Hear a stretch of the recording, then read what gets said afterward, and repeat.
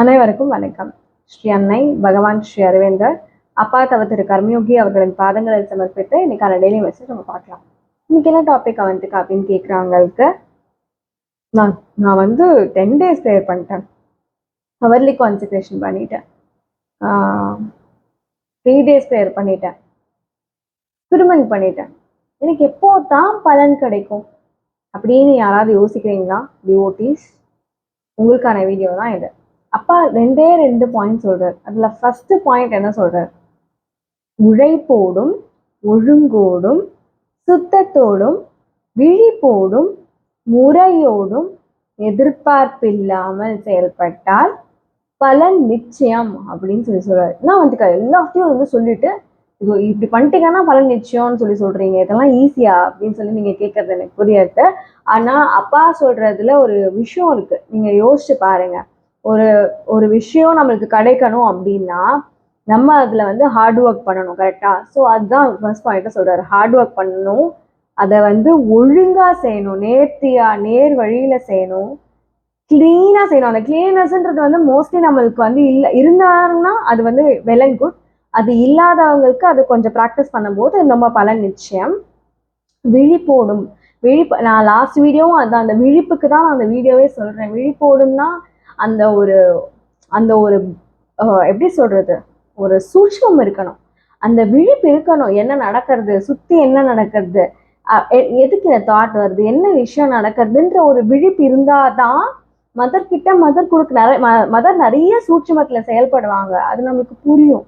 So அதனால விழிப்போடும் முறையோடும், எது மெத்தடோ, எது அந்த மெத்தடோ எப்படி போகணுமோ அப்படி கடைசியா எதிர்பார்ப்பு இல்லாம எந்த விஷயத்த இவ்வளோ சுத்தத்தோடையும் முறையோட ஒழுங்கோட நல்லா விழிப்போட எதிர்பார்ப்பு இல்லாம நம்ம செய்யும் போது அப்பா சொல்றார் பலன் நிச்சயம்.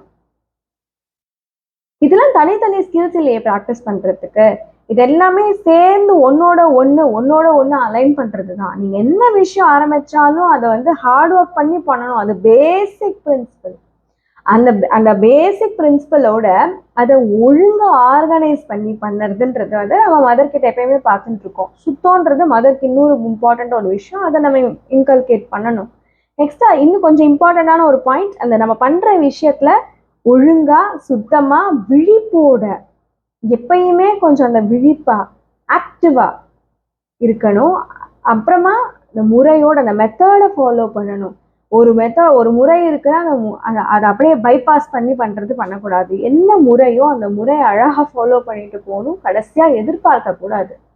எதிர்பார்த்தீங்கன்னா அது தள்ளி போகும்ன்ற வீடியோ நான் ஆல்ரெடி போட்டிருக்கேன். ஒரு விஷயம் வந்து நம்ம கம்ப்ளீட்டா பண்ணி முடிச்சு எக்ஸாஸ்ட் பண்ணி மதர் கிட்ட விட்டுட்டோம் போதுதான் மதரால அதை எடுத்துக்க முடியும், மதரால அந்த ஆக்ட் பண்ண முடியும். ஸோ நம்ம வந்து உழைப்போட ஒழுங்கோட சுத்தத்தோட விழிப்போட முறையோட எதிர்பார்ப்பு இல்லாம செயல்படும் போது விஷயங்கள் பலன் 100% நிச்சயம். மதர்ஸ் வெற்றி நிச்சயம்.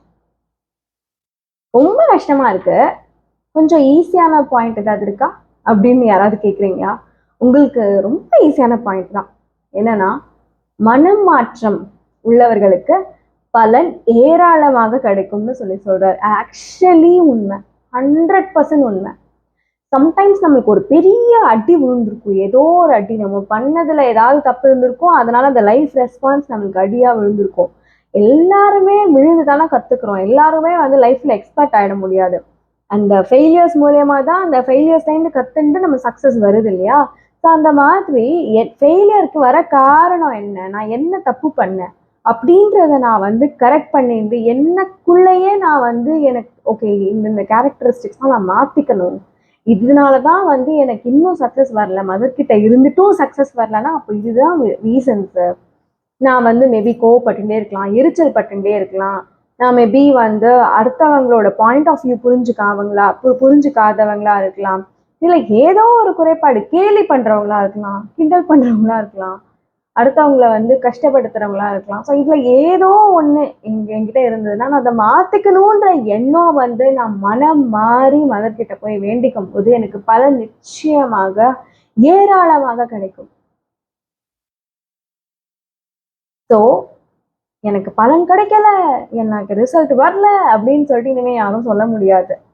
இதுக்கான ஆன்சர்ஸ் வந்துடுது. சரி, எப்படி பண்ணா பலன் கிடைக்கும், என்னென்ன விஷயங்கள் ஃபாலோ பண்ணா பலன் கிடைக்கும், நான் என்ன மாதிரி மாறினா பலன் கிடைக்கும் அப்படின்றதெல்லாம் அப்பா சொல்லிட்டார். அதை விட்னஸ் பண்ணி நான் இருந்திருக்கேன். அந்த செகண்ட் பாயிண்ட் வந்து ரொம்ப ரொம்ப ட்ரூ. ஐ திங்க் லைக் நிறைய டியூட்டிஸ் நீங்க பார்த்துட்டு இருக்கவங்களே நீங்க யோசிச்சிருக்கலாம்.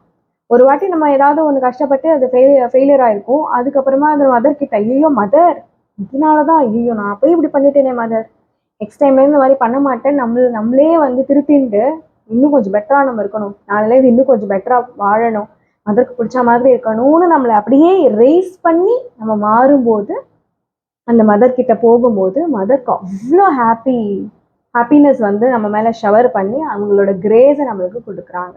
பலன் ஏராளமாக கிடைக்கும். ஸோ எல்லாருக்குமே மதரோட கிரேஸ் வந்து எல்லாருமே ப்ராஸ்பரஸா செழிப்போட, மதரோட கிரேஸ் எல்லாரோட வாழ்க்கையிலையும் வந்து எல்லாருமே ஹாப்பியா இருக்கணும் அப்படின்ற ஒரு நோட்டோட. நன்றி.